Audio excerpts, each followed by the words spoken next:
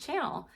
Thank you guys for joining me today. And obviously, as you have seen by the title, I'm going to share with you some ways just to make homeschooling more fun in general. So if you guys are completely new to homeschooling, maybe you're considering homeschooling, maybe you've already been homeschooling for a little bit, or maybe you've actually been homeschooling for quite a while, but this is just maybe a nice refresher for just to make your homeschooling more fun. Because I know I get stuck in a rut.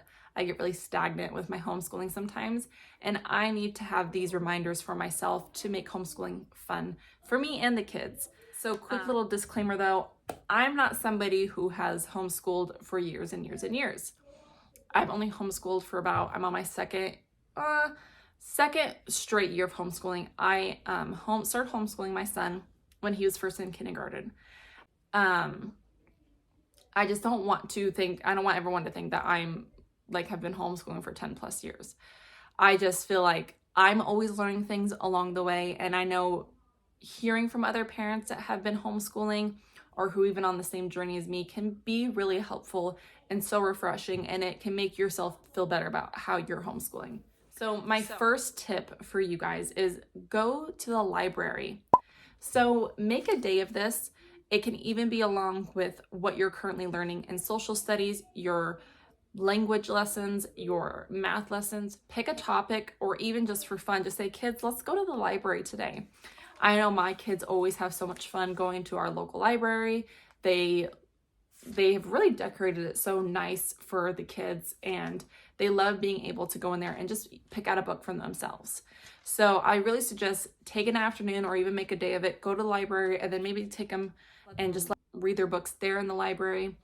The library is also a really great resource for learning events. Sometimes if you are connected and you stay on their webpage, Facebook page, Instagram page, whatever network they may have, they will really a lot of times put up if they are having reading classes or read along with me, which a lot of times they'll do with younger kids.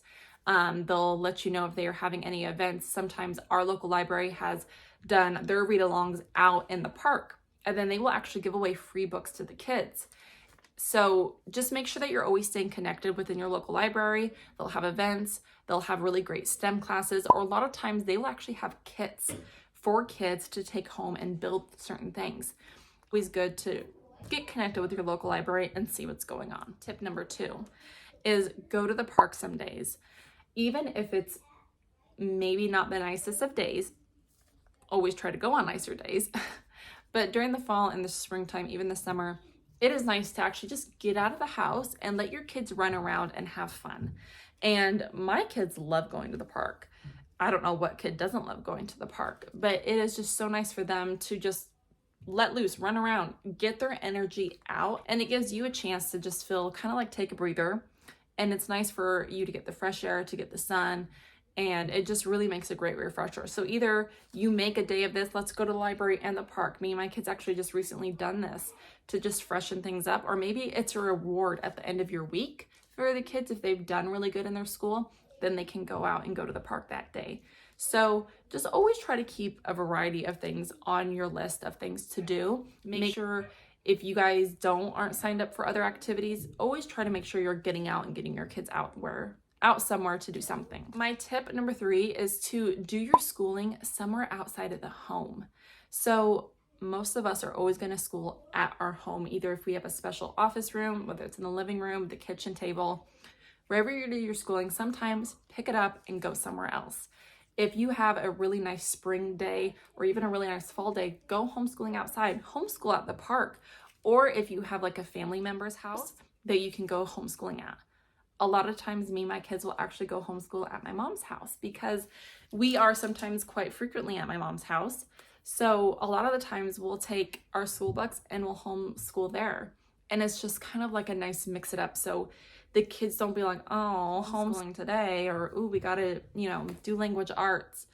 It's a little bit more fun for them knowing, hey, we're gonna go to grandma's house and let's go eat some lunch there and then let's do our schooling there. And it just makes it more exciting for them. And it's really nice for you as a parent and a teacher to just kind of get out of the home. And I feel like sometimes that's the biggest thing is get outside of your house, have some fun with homeschooling. Don't make it hard and difficult. Homeschooling tip number 4, make an art day. So I remember as a kid in school, and I'm sure even my son when he was in public school, they loved doing art days, having an arts and crafts where they got to sit down, especially when it's holidays, when you do something really specifically geared toward that. Don't stop doing that because your kid isn't in public school, or don't stop doing it if you are not an artsy, craftsy person. I know I'm not a very artistic person in the sense of I can't on a whim think of something really fun to do with my kids. I usually have to refer to Pinterest, so always go look on there. Or I've got this arts and craft book. This is from The Good and the Beautiful, which I'll try to link down below, but this is a great book that I will refer to, as it will give us activities or crafts to do for the kids. And it tells us step by step what we need to do and what supplies I need. Actually, in the beginning of this book, it gives me a master list of all the art and crafts supplies that I would need to keep on hand to be able to do any of these projects at any time. So that is something that is really great if you guys can kind of keep on hand just a list of arts supplies that you can readily available. Take this book out and be like, let's have a fun day. Let's make 6 chicks and let's have just a fun art day. Doing arts and crafts with kids is really great. It's so good for their minds, and it gets you kind of out of the rut of having to be a teacher. Tip number 5, find a co-op group. So this was really big, and for me and my kids, is defining a co-op group. So for those of you who don't know what a co-op group is, it's a group where you have a bunch of homeschooling families come together and teach your kids in a place. And some of them are very big and grand. Other ones are a little bit smaller and kind of more relaxed. So every state is different, every place is different. You might find some that are specific as in more religious, like if you want to find a specific Christian homeschooling group. Some of them might be more specific in gardening. I have found some gardening co-op groups. So everyone is different, and I would just suggest you get on your Facebook pages, try to find them, Google them, what is around you and what do you feel like fits best into your family's life. How often are they? Some of them are twice a week, some of them are once a week. We currently just do one that is once a week. It is from 1 to 3 p.m. on a Wednesday afternoon, and it's a very much of a smaller group. And the great thing about it is that our kids are learning how to listen to other adults. So for kids who have been homeschooled their entire life, they've always known mom or dad as teacher. And I think it is really nice for our kids to learn from other adults as well. And so a lot of times in our groups, they'll learn a lot of team building exercises, how to really communicate with other people, getting what you want to know across. And sometimes us as other parents will jump in and we'll teach specialty classes as well. And this is a great way for the kids to make friends, to socialize. So if anybody's out there worrying my kid's not really getting socialized or they're just stuck at home with me all day, find a co-op group, and it really helps the kids to make friends and just get along and have fun. Number 5 is to find local businesses that will give discounts to you as a homeschooler. So this can be anywhere, such as a museum, a bowling alley, a roller drum, even maybe I guess a movie theater. You can try anywhere. There are certain places here in Idaho that give discounts to you if you are a homeschooler, and they will have specific days that homeschoolers can come and enjoy their facility at a discounted rate. So this is really great. The program that we go through is Tech Trip Academy, and so they will actually set up field trips here within our local area.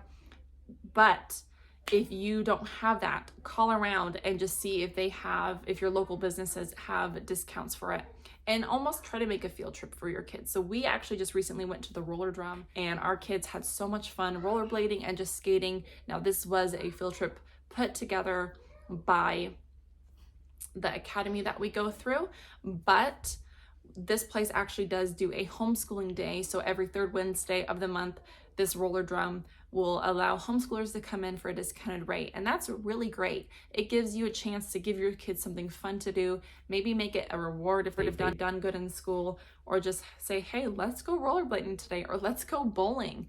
And it's really fun for the kids to get out and just try something new. Next tip is find some fun learning games.